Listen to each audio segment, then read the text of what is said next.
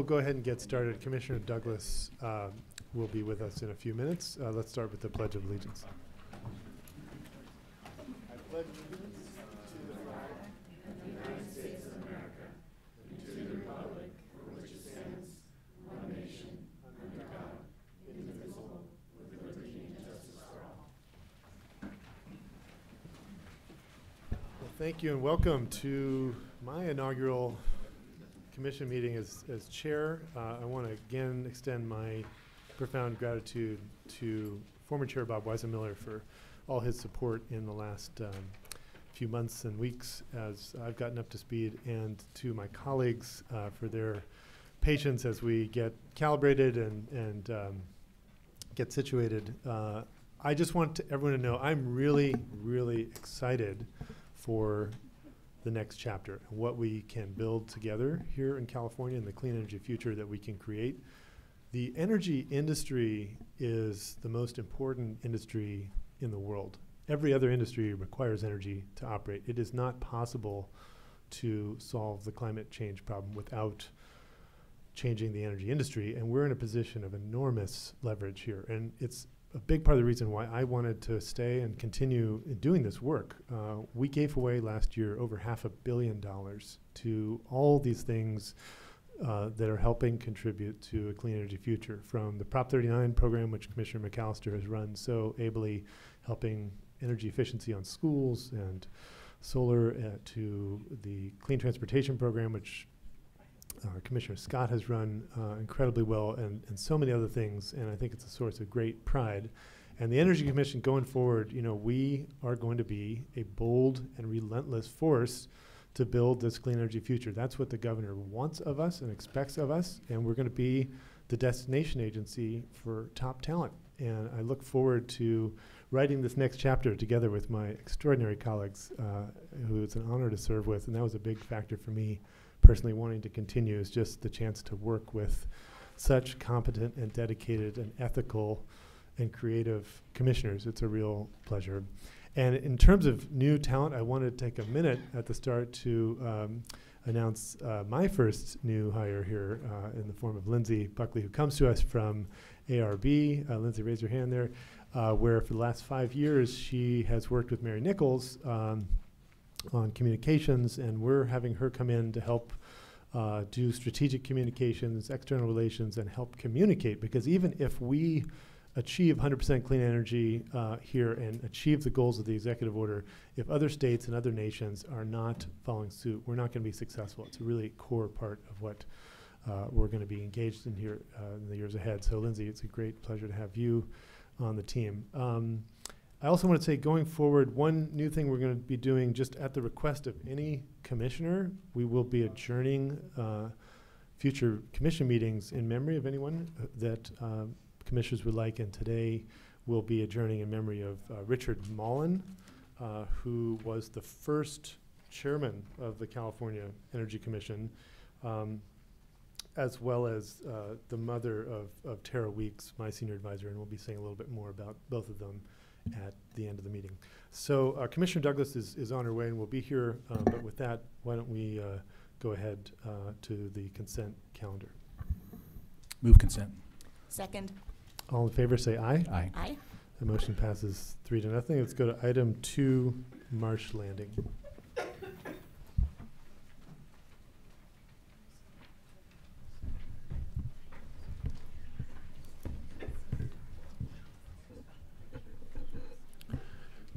Good morning. Good morning, Chairman and Commissioners. My name is Keith Winstead. I work for the Siting and Environmental Protection Division. I am the Compliance Project Manager overseeing the Marsh Landing Generating Station petition to amend.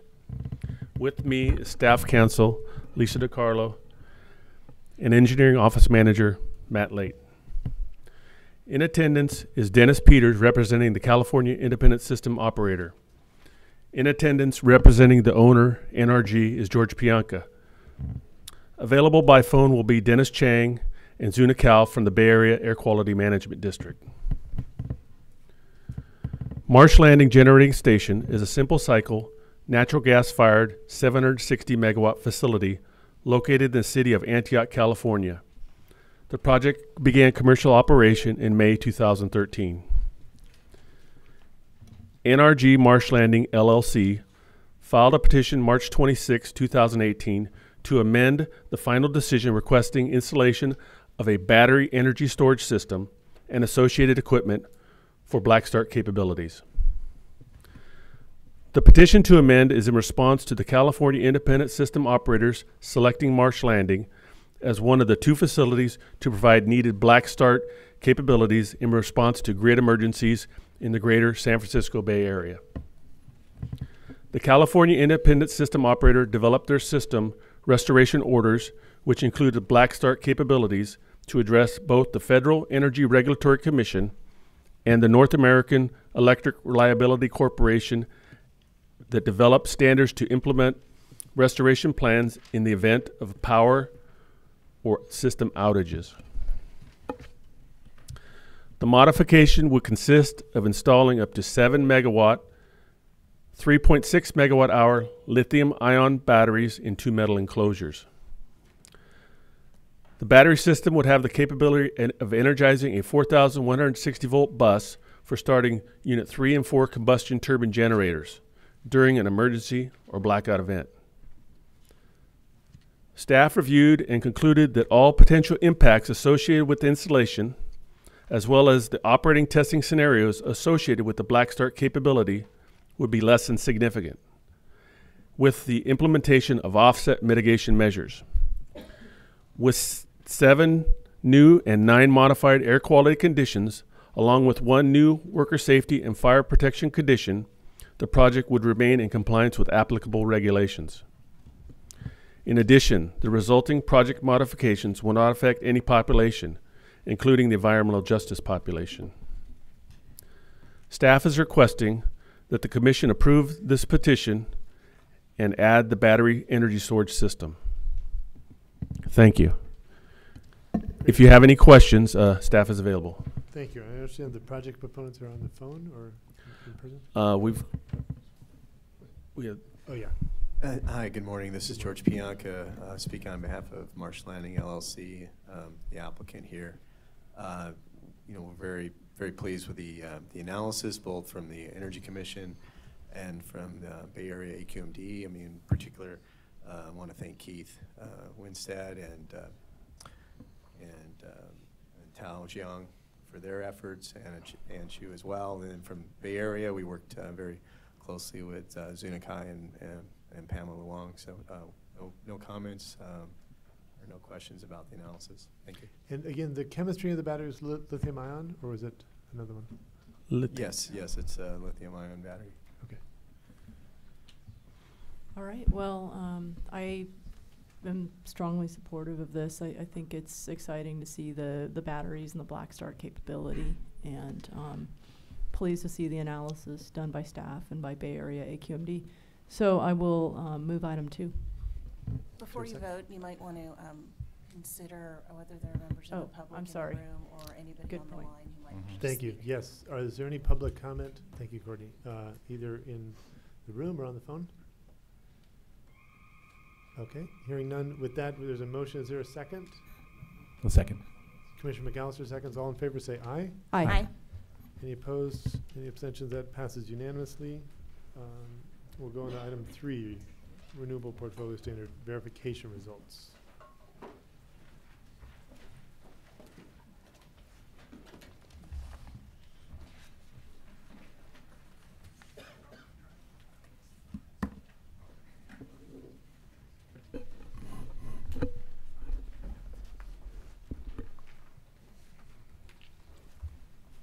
Hello, Commissioners. I am Teresa Daniels, and I work on verification for the Renewables Portfolio Standard, or RPS program. Today, staff is requesting adoption of the RPS verification results reports for 40 local publicly owned electric utilities, or POUs. These reports present the verification findings of renewable energy procurement claims submitted by POUs and reported towards RPS targets for compliance period 2, which covers the years 2014 through 2016. California's RPS is one of the most ambitious renewable energy policies in the nation and a key driver for achieving decarbonization of the energy sector. The RPS requires the state's POUs to procure increasing amounts of renewable energy. Enacted by Senate Bill 1078 in 2002, the RPS was accelerated and expanded by subsequent legislation as illustrated on the graph.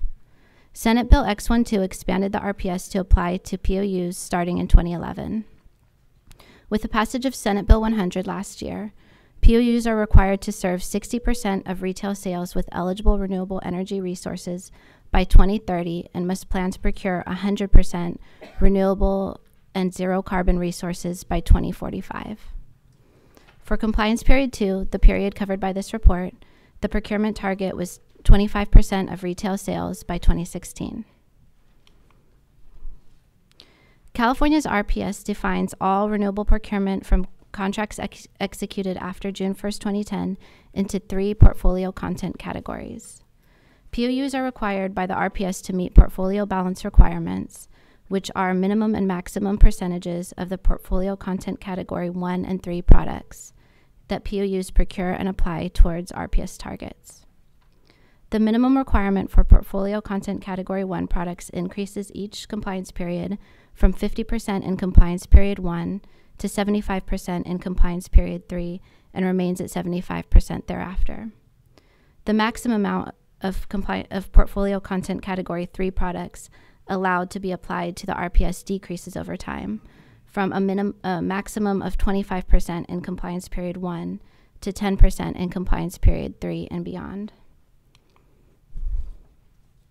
For compliance period 2, the minimum requirement for portfolio content category 1 products was 65%, and the maximum amount allowed for portfolio content category 3 products was 15%. As part of its responsibilities, the Energy Commission verifies the RPS procurement claims of both retail sellers and POUs.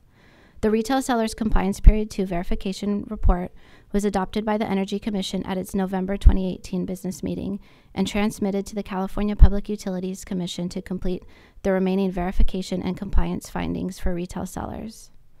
In preparing the POU's RPS verification results reports, staff followed the methods described in the Energy Commission's Renewables Portfolio Standard Eligibility Guidebook and further detailed in the Renewables Portfolio Standard Verification Methodology Report, 2nd edition. These methods include verifying the eligibility of claims and confirming the portfolio content category classification of claims. In determining claim eligibility, staff verifies that the claims are from RPS certified facilities and that they meet all retirement rules. This also includes determining the amount of eligible renewable energy from multi-fuel and biomethane facilities and conducting an overclaims analysis.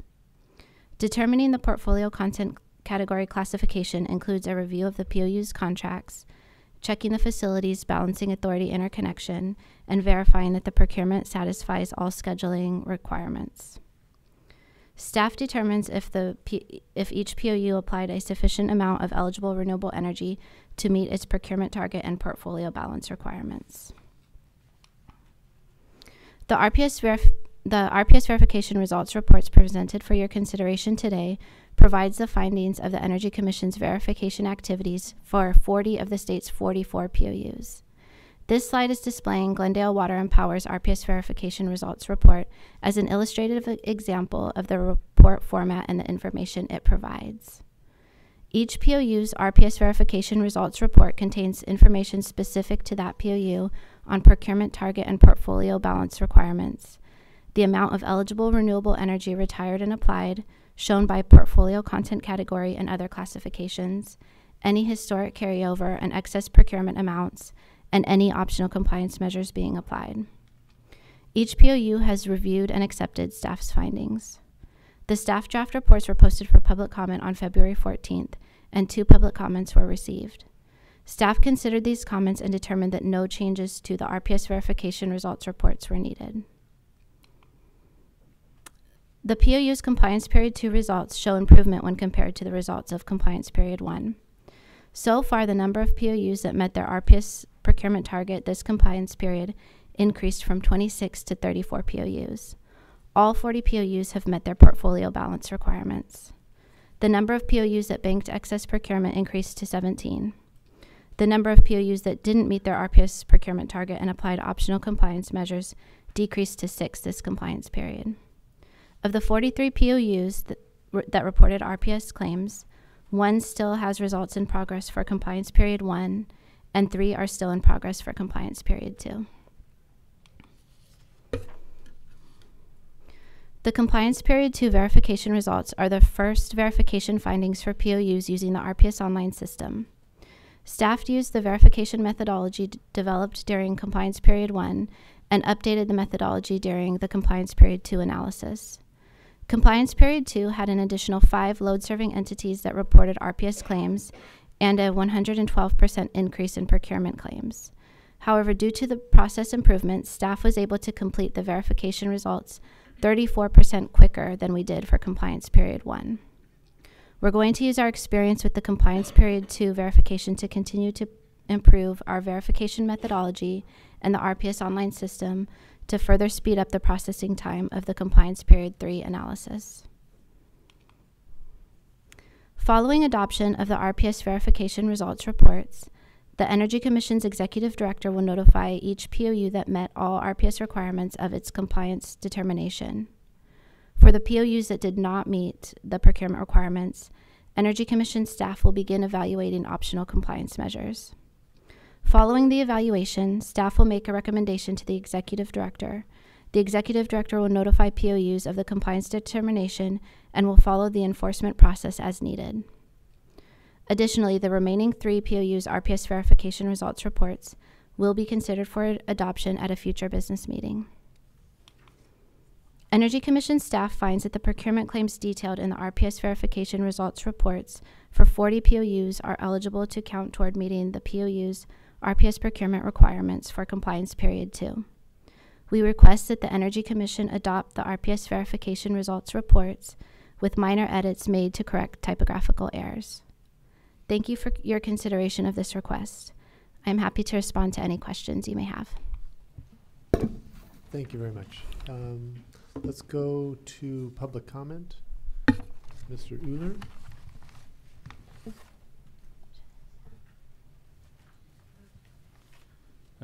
Thank you, Commissioners. Unfortunately, I'm having to use this device, which I'm unfamiliar with, because Firefox browser doesn't work with your system. I made a comment. I hope you were able to read the comment. There is a number of questions in my comment. Your staff has not answered the questions.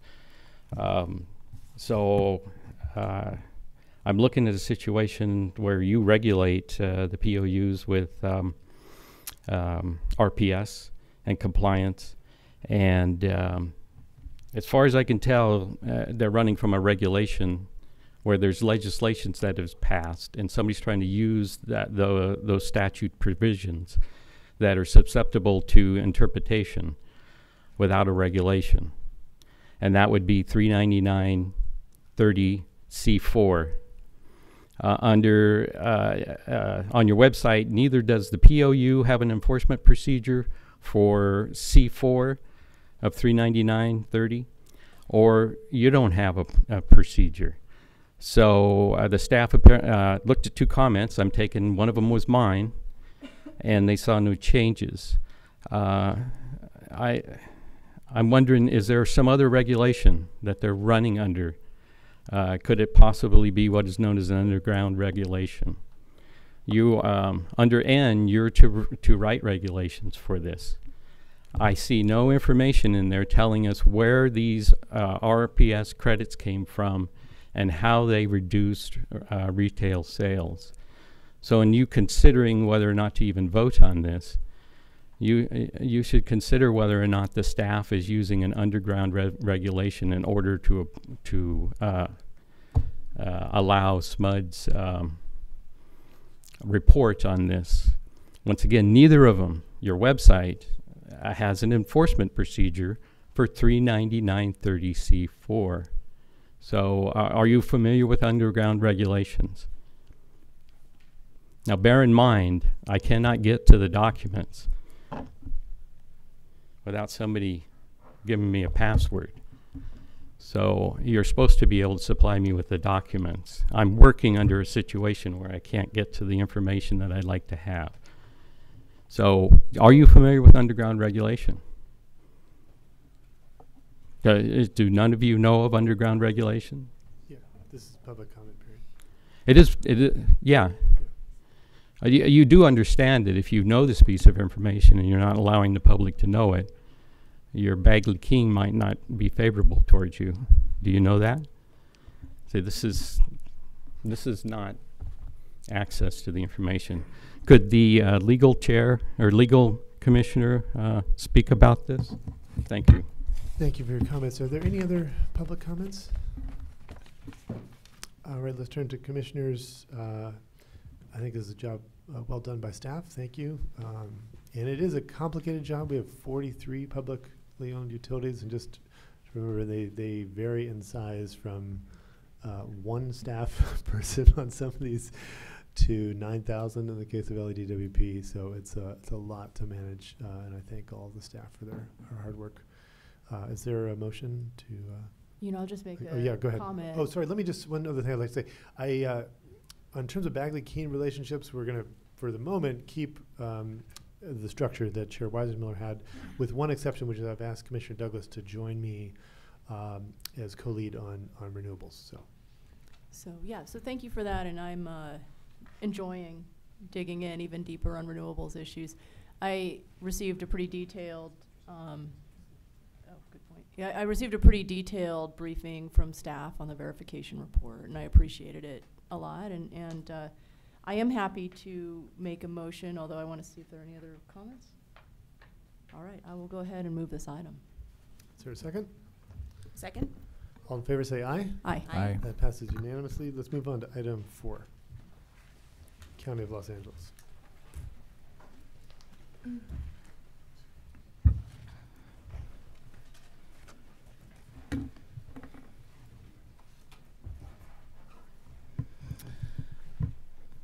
Good morning, Chair Hochschild and Commissioners. I am Ingrid Neumann with the Building Standards Office, and with me is Jackie Moore from the Chief Counsel's Office. We are bringing Los Angeles County's request for approval of a new local energy ordinance before you today. In this context, Los Angeles County refers to the 1 million Californians in the unincorporated portions of Los Angeles County. They are under the jurisdiction of the Los Angeles County Board of Supervisors.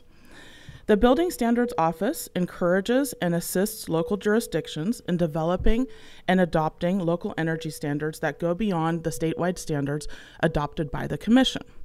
This is an ambitious endeavor that deserves recognition, as California's statewide standards are already world-leading in energy efficiency. Today's ordinance will be the 21st we've brought to the Commission under the 2016 Building Energy Efficiency Standards. Local governmental agencies wishing to enforce locally adopted energy standards must by statute apply to the Energy Commission for a finding that the local energy standards require buildings to obtain equal or greater energy efficiency than those mandatory statewide standards.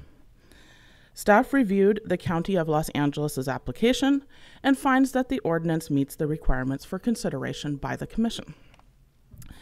The county's ordinance requires supplemental green building standards, mandating more stringent cool roof requirements for newly constructed buildings, as well as additions and alterations for existing buildings, subject to specified exemptions.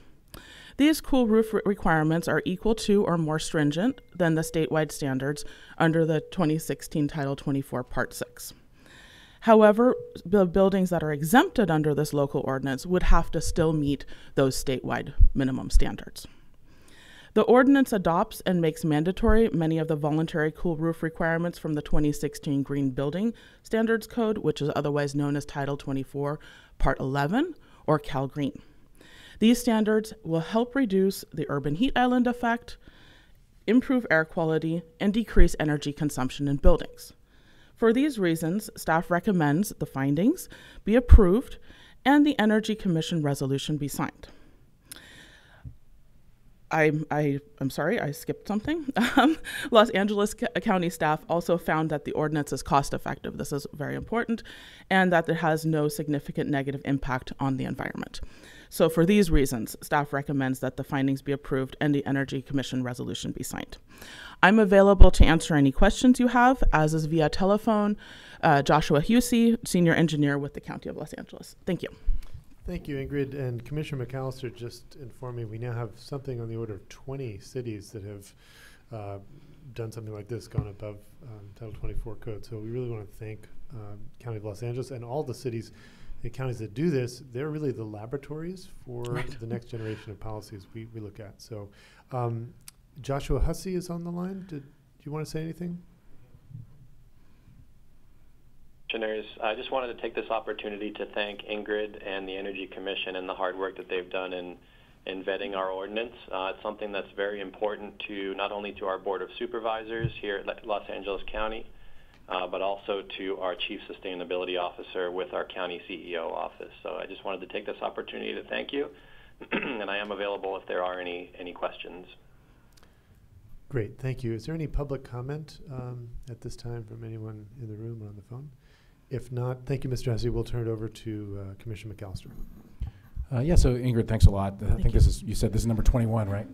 So on 2016, and you know, we're looking forward to all of these re-upping in 2020 when the 2019 code goes into effect. So you know, totally agree that local governments is really where the rubber hits the road, and their jurisdiction, I think, is really well applied to stretch the envelope, and they know their context, and really appreciate the County of Los Angeles and all the other local governments for stepping up and helping us move towards our goals. And that'll be helpful for us in the next rounds as we do for 2022 and we get going on the code update for then. So any other comments? All right, I'll move item 4. Second. All in favor, say aye. Aye. Aye. That motion passes unanimously. Let's move on to item 6. Rapid innovation development to green energy. Excuse me, item 5, City of Placerville. My mistake, sorry. Yeah, we were there for a second. Yes, right. Good morning, Commissioners. My name is Nelson Pena, and I'm with the Local Assistance and Finance Office of the Energy Efficiency Division. Today, I am here to request approval of approximately $784,000 of Energy Conservation Act, also known as ECA loan at 1% interest to the City of Placerville. The City of Placerville will use this loan to implement and replace existing lighting and heating and ventilation and air conditioning, HVAC. The project includes the following: interior and exterior lighting, lighting controls, HVAC for 3 separate municipal buildings, which include the new City Hall, Town Hall, Public Safety Building. Upon completion of this project, it will reduce about 321 megawatt hours of grid electricity consumption annually and estimate $60,000 in savings in utility costs annually. Based on the loan amount and the utility cost savings, a simple payback is approximately 13 years. The proposed loan is in compliance with the statutory requirements of the ECA loan program. We recommend your approval of this loan, and I'm happy to answer any questions that you may have. Thank you. Thank you. Is there any public comment on the room, in the room or on the phone? Hearing none, let's turn it over to Commissioner McAllister. So Nelson, thanks a lot. This is a great project. Placerville done a good job of putting it together. So Thank you. And I know you guys are very rigorous in your evaluation. So so no need for further comment. I think this is a good project. So any other? All right, I'll move item 5. Second? All in favor? Aye. Aye. This passes Thank you. unanimously. Item 6, bringing rapid innovation development to green energy.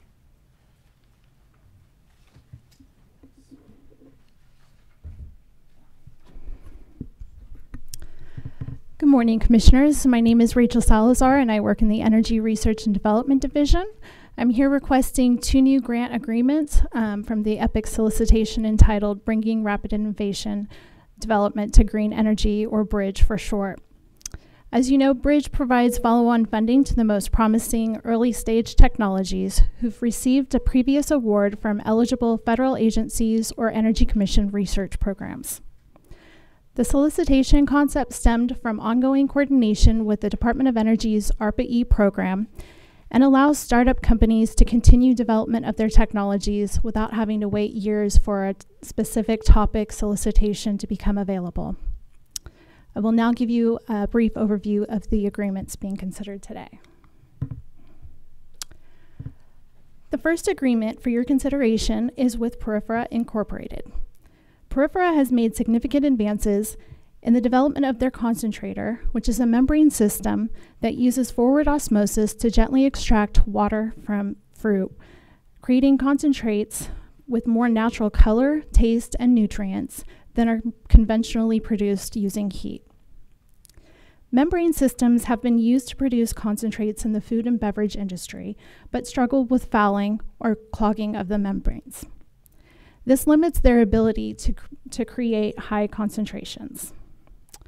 Thermal evaporators are the more conventional choice, but are very energy intensive, and heat tends to damage the product. The forward osmosis technology resists fouling, allowing it to create higher levels of concentration than traditional membrane systems, and is significantly less energy,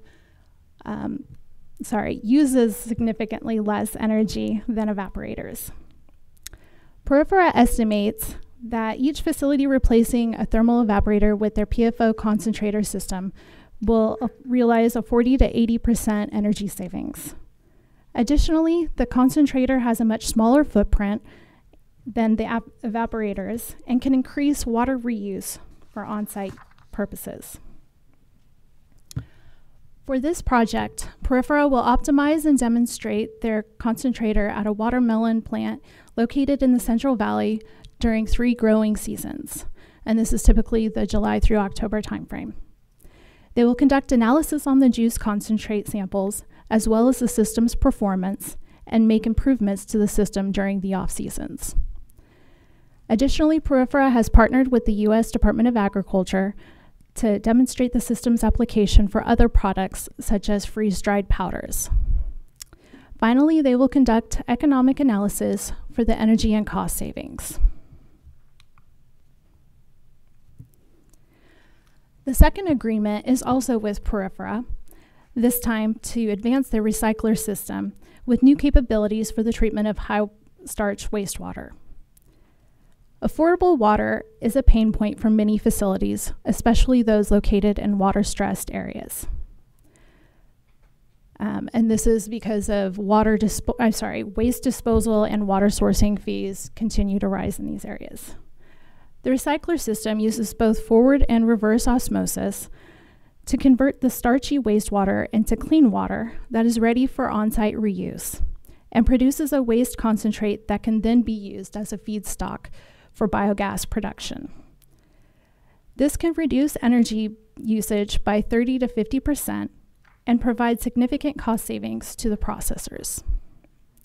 Porifera estimates that with a 15% market penetration, the recycler can save around 237 megawatt hours and 110 million gallons of water annually.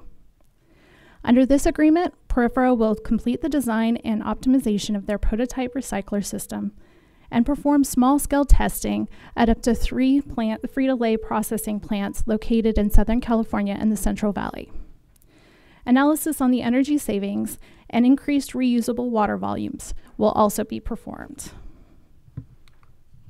And that completes my presentation. I'm ready to answer any questions you may have. Thank you. Any questions for Rachel? All right. Are there any public comment from folks in the room or on the phone? If not, let me just say I've been, in the 2 weeks I've been serving as chair, I've been walking around to every division to meet every staff member I can, and I've done visits to transportation, efficiency, and siting, and to the EPIC team. And I just want to say the folks doing the programs, I'm just enormously impressed and continue to be really excited about the R&D we're advancing here in California, and particularly in the agriculture sector. The other piece of good news is we just put out our Renewable Energy and Agriculture program solicitation, and we're already oversubscribed for that, which is great. And both in the case of that program, REAP, and in the case of this program, Bridge, you got a good acronym. I think that may have something to do with it. So thank you for all your work. If someone would like to make a motion, I think. We actually have Olga here from Porifera. Yeah, would you like to make some comments? Sure. Yeah. My name is Olga Tabaki, and I'm the CEO of Porifera. Is that, you can put the button, yeah. Okay, there we go. My name is Olga Tabaki, and I'm the CEO of Porifera. So we are really excited about these new grants, and we're extremely grateful to the Commission for the support, and we're looking forward to demonstrating these technologies and for having more food and beverage manufacturers adopt our technology and eventually save energy in California. So thank you very much. Well, congratulations, and we wish you well. Is there a motion? Before a motion is made, Yep. I just want to make sure that there's a correction on the record that goes along with your motion. For item 6A, the proposed resolution, in fact, does not apply to this project. I think just an inadvertent inclusion of a different resolution. So for the motion, I would just ask that you make a motion approving the item subject to the substitution of the correct resolution for item 6A. Thank you. Can someone make a motion to that effect? So do we have the new number of the resolution, or I guess? I think it's not so much about the number. The attachment before you relates to a different matter entirely. And so what I'm suggesting is that you go ahead and approve the item subject to the substitution of the correct resolution. Okay. Can someone make a motion to that effect? All right. I'll move this item subject to the substitution of the correct resolution. Is there a second? Second. All in favor, say aye. Aye. Aye. This motion passes unanimously. Let's move on to item 7.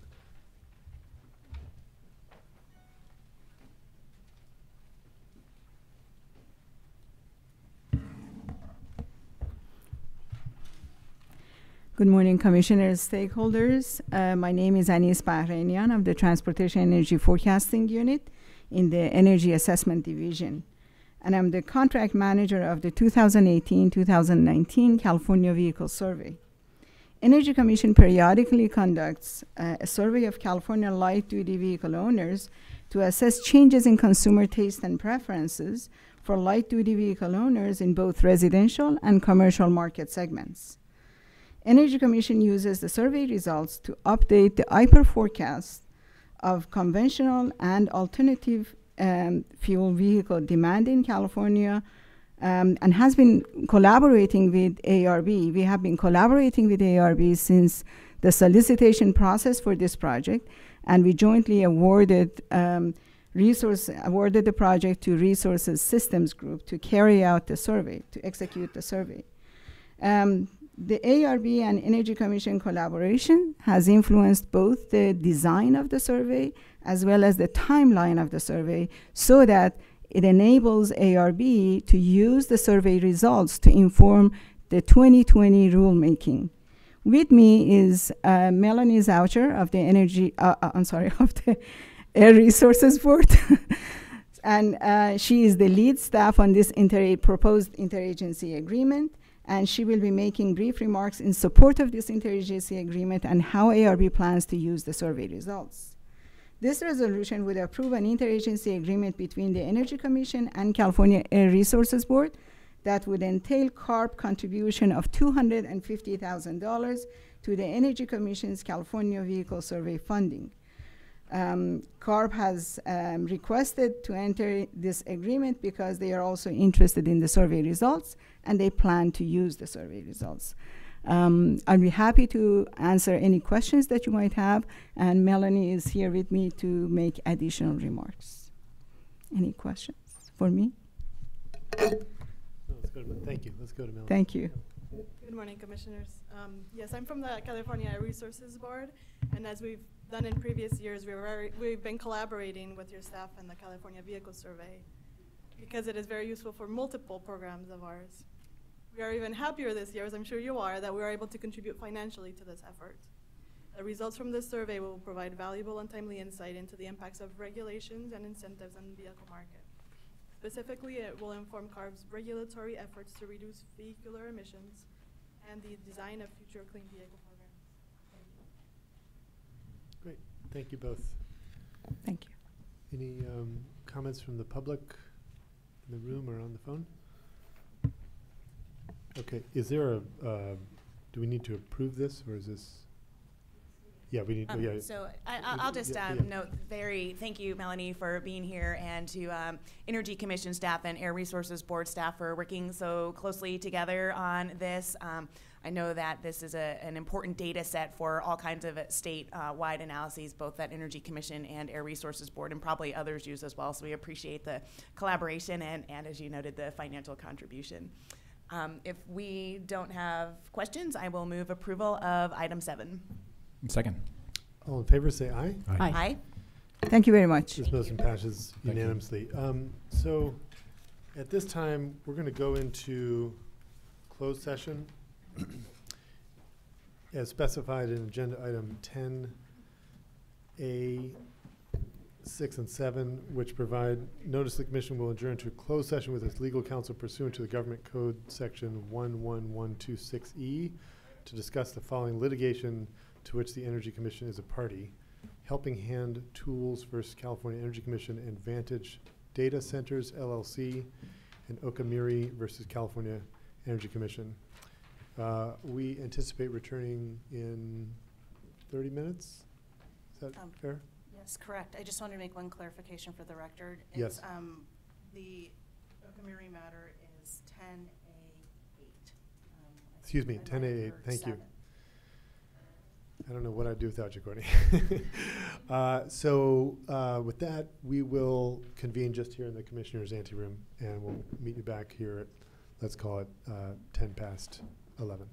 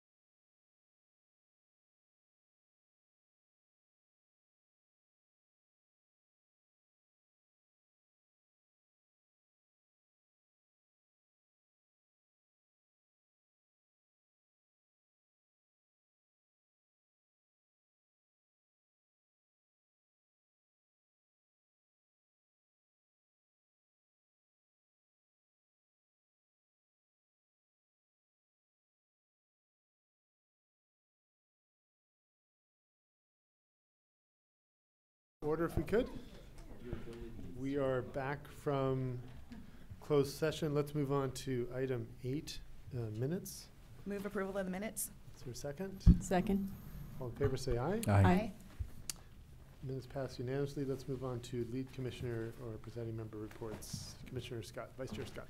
Great. Well, not too much to report. Our last meeting wasn't actually too long ago, and sadly I caught that flu going around and was out for a few days, but feeling much better now. I just really wanted to say how pleased I am to be designated vice chair by Governor Newsom. I'm really excited about it. I look forward to continuing to work with all the fantastic staff at the Energy Commission in this new role and all of our interested and engaged stakeholders. So I'm very much looking forward to that, and just wanted to say so before on the record. So thanks. Great, all right. Well, I wanted to just start out by saying congratulations to David and Chair Hochschild for stepping up to the chair role. So already hitting the ground running, I see, and hopefully the fire hose isn't blowing out your teeth or anything. And also to Vice Chair Scott. So it's been a great pleasure to work with both of you, and so just wanted to the new order is a good one. So congrats. Really, just a couple of things to say. Went down to just a week or so ago to the AIA meeting in Los Angeles, and all the architects, a lot of really cutting edge architects, and one of the themes they were talking about was zero net energy, and just helping to demystify the new code update, and just hearing what all of them had to say. The excitement in the room just about how they kind of feel like they have more of a carte blanche or more of a kind of a mandate to bring to their clients really advanced designs, for their buildings, and it's residential and non-residential both. And so they are there's some synergy there with the actual mandatory code. Now it has some of the complexity issues are still there, and they certainly plenty to complain about in terms of the rules and how detailed they are, and sort of they miss some stuff when they go through and have to correct things. And we're working on improving the usability of the code, but I think there's just there's a lot of good market movement towards sustainable new construction, so that was really good to see. The forecast is off and running. We did with Commissioner Scott and former Chair Weissman-Miller. We did a workshop on that, and just lots of information coming in. There's a big lift. We're trying to kind of update the methodology of the forecast. It's a lot of detail, and if you don't have to know it, you probably don't know it, and that's just as well. But just a lot of really smart stakeholders helping us get the forecast right, and certainly keeping in mind the ISO's needs and the PUC's needs, so that the forecast can really be used by all three agencies in a rigorous way. So that's good to get going for this full IPER year. And then finally, wanted to just flag a couple of things at the national level. Recently, Department of Energy came out with a couple of proposed rules that affect energy efficiency. They're part of their energy efficiency activities there. One of them changes the process by which DOE develops and updates energy efficiency rules, and essentially gives DOE just a lot more leeway to, if they want, not do anything. Stretches out time frames, focuses more on industry proposals, and it's just sort of opening up the process to be a little looser. So I think the advocates, including us, think that's a bad idea. And then on light bulbs, rolling back the light bulb standard that we've taken advantage of to put an efficiency backstop in at 45 lumens per watt, and then the definition, some changes to the definition of what general service lighting actually is. And both of those things are potentially going to really sacrifice a lot of savings that we've been counting on in the state. And so, really kind of undermining our authority and our expectations about what would happen in the future. We would be preempted. Yeah, so it expands, essentially the change of definition expands preemption to not let us do some things that we had counted on doing. Kind of high level. There's a lot of detail on both of these things, but the savings that we've counted in some ways, aren't going to be there. And I think there's a pretty much locked arms in the advocacy community and just in the general efficiency community. Not even sort of bold advocates, it's just, okay, this is just good business to make sure that we have efficient lighting and to, phase out the incandescent, and that's going to take longer and not be as complete as it would have been. So anyway, the update really is just that there are lots of people writing comments in. I'm not clear how much openness there is to actually sort of changing course at this point. They may have kind of decided what they want to do and they're going to just do it. But I think it's good to collaborate with all the other stakeholders and put in our own comments to help really keep staking down our position that we want the efficiency that's cost effective and that it's the right thing to do. Obviously, NASIO has been keeping up to date on that, the Alliance to Save Energy and ACEEE and all of our partners, all the folks that we work with in the efficiency realm. So that's my update. Can I just ask you, so you've been chairing NASIO, which is terrific. Yeah, so how long are you able to continue in that capacity? So it's a 2-year term. It started last September, so Okay. it's another year and a half, Fantastic. or so. Yeah. So and NASIO, since it's all 50 states and 6 territories, it's not necessarily going to be the one that just gets out front of all these issues because you do have to make sure that you've got buy-in. There's a little bit of United Nations, a little bit. Certain issues go a little bit least common denominator, but in terms of appliance efficiency standards and building standards. The sort of informational landscape, distribution system planning, a lot of issues that are near and dear to us here in California, they really are common across the states. People see common sense, just get it done, good government kind of things happening, and NASIO is really good at marshaling those sorts of themes and getting people behind them and getting movement on the Hill. But it sort of tends to be, less. It looks less like advocacy and more like consensus building. And so, I like that approach because I feel like it really has a broad impact that's lasting.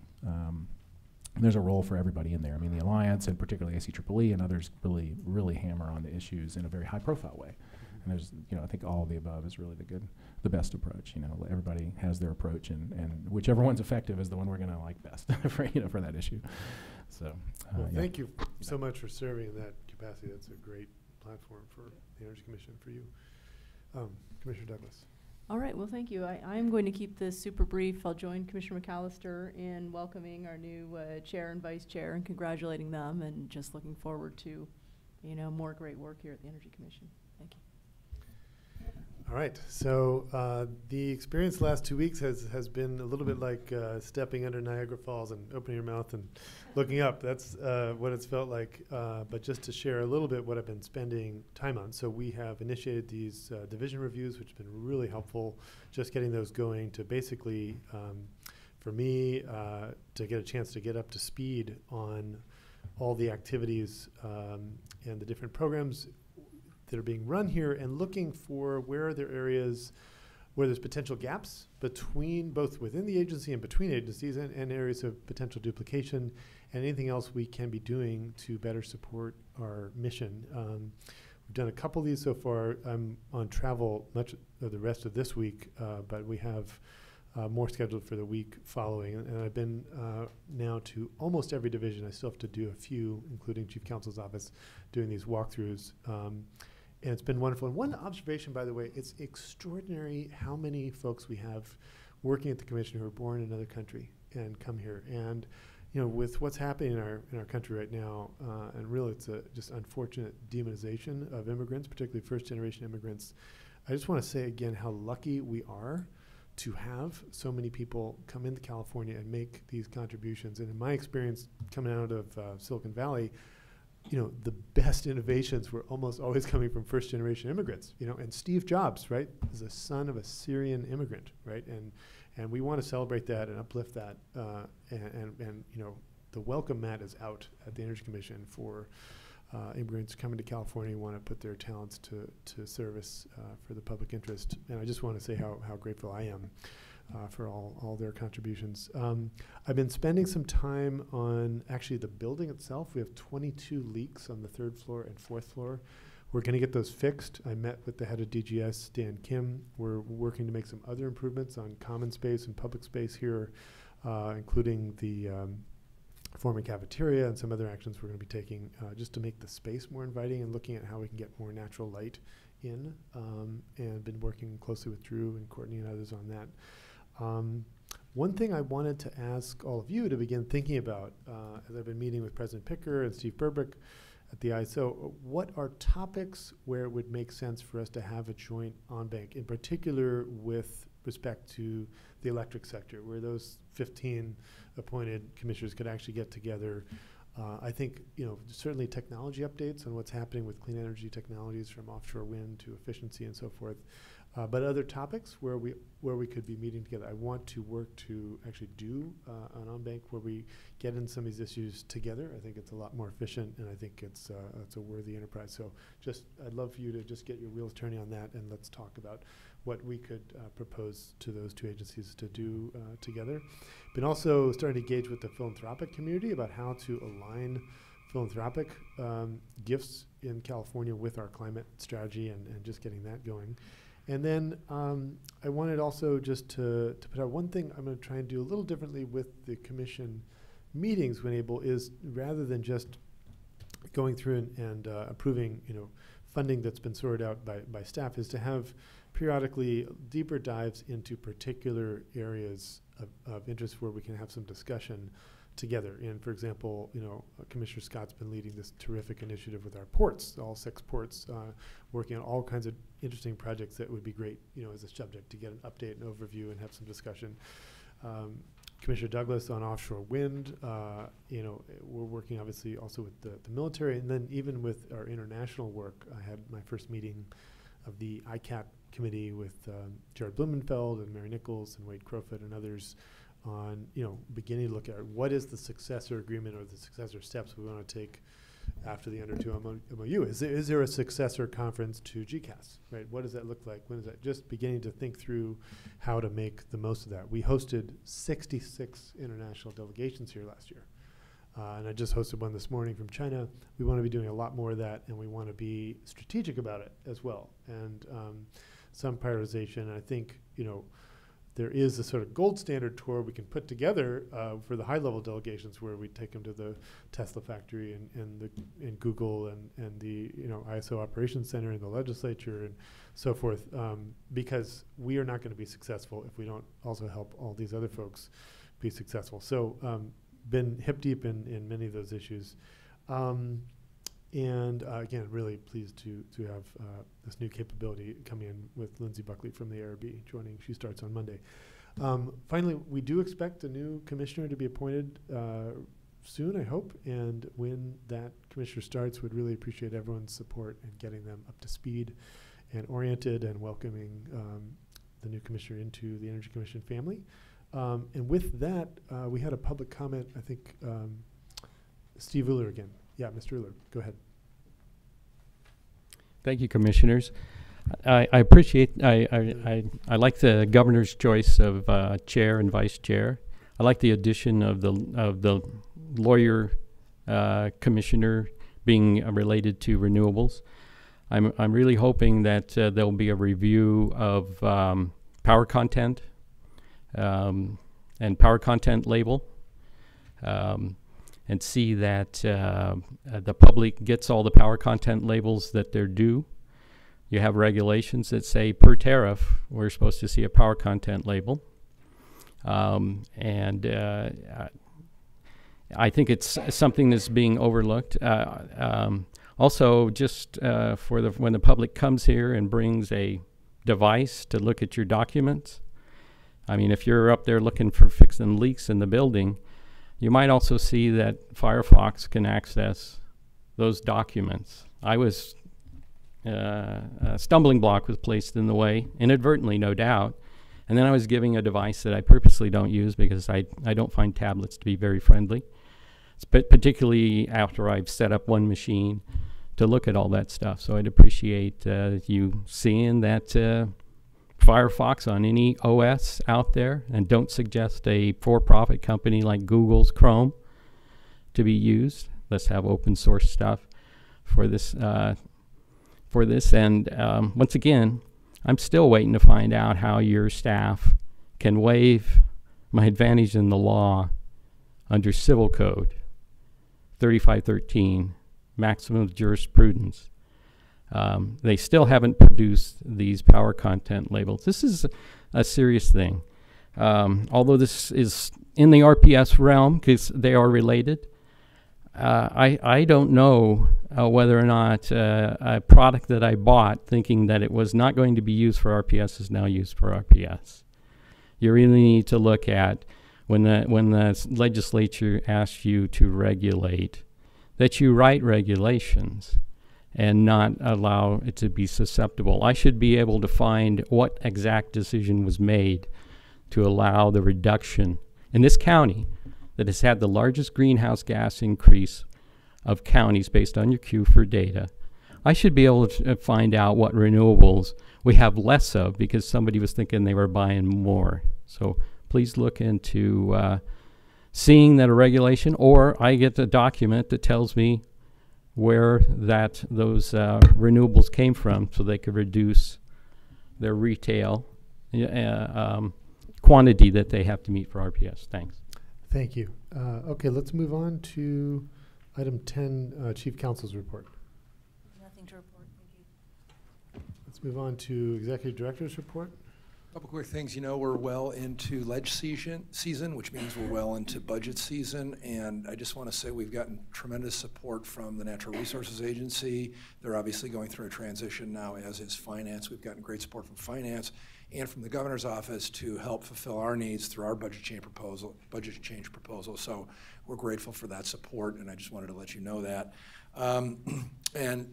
Finally, today, about quarterly, when we get a critical mass of staff, we have what we call new employee orientation. It's going on as we speak in the conference room by the back stairs there.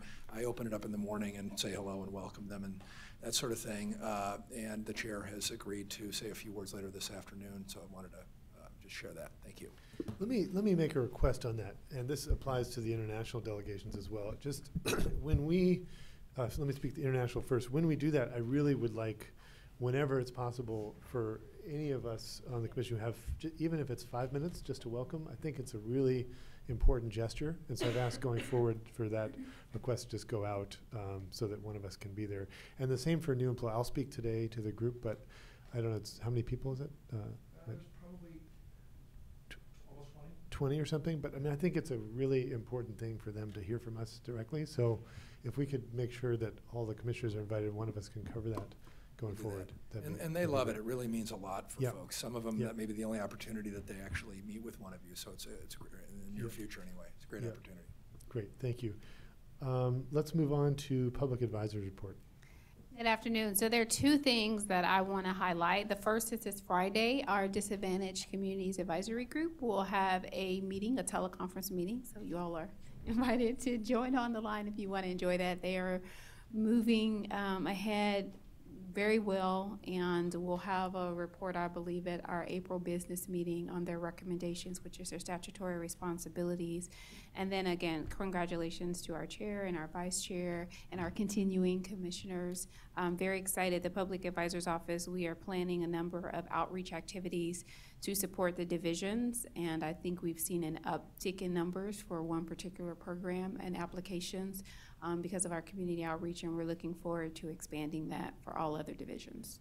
Thank you. Mr. Euler, you were on the public comment list for item 9, which you did, and also for item 12. Did you want to speak again? Yeah, it just related to the public advisor. It would be nice to have a page. Apparently what's happening here is not on the docket. So yeah, you kind of, it's like not on the docket. I was trying to find documents using that tablet, you know. So if you can fix the situation where I don't have to use a foreign device, that would be helpful. But the public advisor also seemed to like, well, you're only asking for this, so you can only see this, and you should go to the library and such. You know, this is, I hear from on the radio, this is Sunshine Week, transparency. You should really work more towards the public coming here because, you know, we're the ones, the public in general, 39 million people, are using that energy that you hope to control in some way to reduce our greenhouse gases. So a public advisor might take an eye to setting up the site. I've even found a document that references, it seems to be like 8 years ago, telling us how to do things and who to talk to. Yeah, I would appreciate the public advisor thinking more of the public and not trying to figure out a reason why you could say that you didn't provide me with a document at this meeting today. Yeah, it's basically that. Thank you. Steve Euler, UHLER. Thank you. With that, are there any other public comments from anyone else in the room or on the phone? Hearing none, we're going to adjourn in memory of Richard Mullen and Nellie Young Weeks, and let me say a little bit about each of them. Richard Mullen passed away. Excuse me? Yes. I made a comment on the agenda item of the public advisor. I also have an agenda item of public comment. I have you just did that. So I have you down for item 9 and item 12. Item 12 is public advisor's report. You should also have a card for 13. Yes. 3 and 13 were the... I don't have a 13, but feel free to go ahead. I did not have that listed, but go ahead. That was my initial cards given, so you might look through your stack. No item on that. Go ahead. I've on power source disclosure docket item.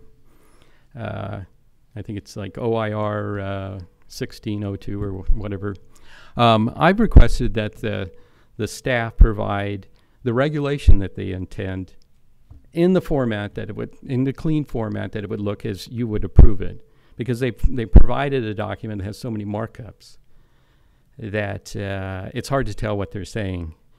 And I get a reply back that says, no, we don't do that. We don't do that. And I'm thinking in terms of quality management and process here.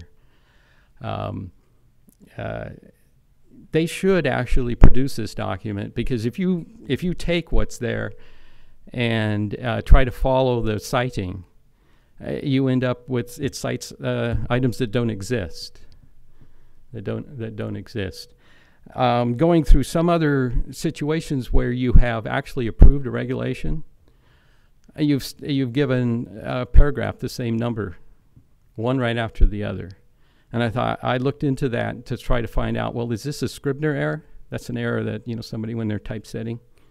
Well, it's not a Scribner error. You actually voted for a regulation that has two of the same items. So you have a style manual. It talks about another thing. Even the style manual references like a figure 6 for the stack. And there is no figure 6 in the document. So it would be good to go through all of your processes for producing really what you produce, your regulations, your reports and stuff, and see that people, one, know that they're there, because you have, on the power source disclosure, they're not following the style manual in a number of occasions. And those kind of things, the lawmakers in the state, I mentioned before, they named the library after Bernie Whitkin, the state law library. He came out with the California Style Manual to make it very efficient. You have a lot of things to do. You could save a lot of time, use like a Deming profound knowledge process, total quality management, and improve your process here as far as producing your documents. I don't some of these are what we used to call WOMs, that's write-only memories. I don't think anybody ever reads them. So please look into seeing, if you're fixing links again, seeing that people know that there are these style manuals and processes. Thank you. Thank you. And as I said, we're going to adjourn in memory of two people. The first is Dr. Richard Mullen, who was the first chair of the California Energy Commission appointed by Governor Brown in 1975. He met Jerry Brown at a party in Bogota, Colombia, beginning a relationship that spanned over 50 years and worked closely with Governor Brown in many capacities, including as Deputy Secretary of State from 1971 to 1974, and most recently as a member of the Board of Governors at the California ISO. He's survived by his wife and 2 daughters, in whom he instilled a love of learning and good food. And the second person we're joining in memory of is Nellie young Weeks, who passed away recently, surrounded by her family and friends. At the age of 68, she was a talented artist and a loving, funny, thoughtful wife, mother, and friend. Nellie was born Yuen Kai Young on November 21st, 1950 in Hong Kong to Kun Man Young and Joanna Sito, and she was the third of their 4 children. Her parents moved to Hong Kong from southern China just before her birth, fleeing the revolution, and she ultimately ended up in California, where she finished her degree at San Jose State University, established herself as an artist, community member, wife, and mother. In June of 1980, she met the love of her life, Bill Weeks, in Berkeley, where Bill was pursuing a master's degree in electrical engineering. Their bond was instantaneous. The first night they met, they stayed up talking through sunrise. An artist and engineer, they had few hobbies in common, but felt a deep moral and spiritual connection from the start, and they remained life partners until Nellie's death. In 1981, she moved to Menlo Park, where Nellie continued freelance artwork, started her watercolor portfolio, and did illustrations in Sunnyvale, while Bill worked as an engineer on research projects at SRI. And their first daughter, Alicia, named after Bill's mother, was born the following year. Their second daughter, Tara, named after the Earth, was born in 1990. And they then moved to Mountain View and then settled in Santa Cruz. Nellie was active in school communities in Palo Alto, Mountain View, and Santa Cruz. She excelled at organizing events for students, family, and school fundraising. And particularly, she believed that all children should be able to access the outdoors, and helped raise funds so that 6th grade students at Westlake Elementary could attend outdoor education camp. I never had the good fortune to meet your mother, Tara, but I heard about her from you. But I have had the tremendous good fortune of getting to work with you, and I just want to say, you know, we've had some losses of people before their time, you know, this last few years, and it's really it does feel like a robbery, but I also feel very much that their spirit lives on in us. And Tara, you know, you have said to me many times how fortunate you feel to be here and to get to work together, but you know, the truth is that the privilege is mine.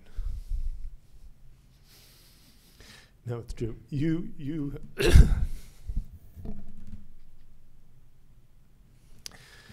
know, the spirit that you bring every day to this work,